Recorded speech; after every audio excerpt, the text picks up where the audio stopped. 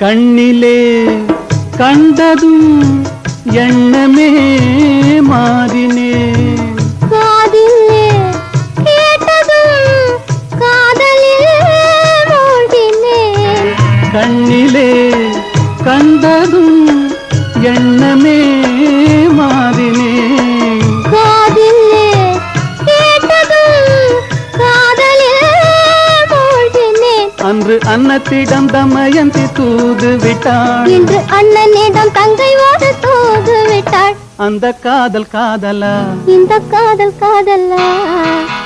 ஆதி மனிதன் காதலுக்கு பின் அடுத்த காதல் இதுதான்.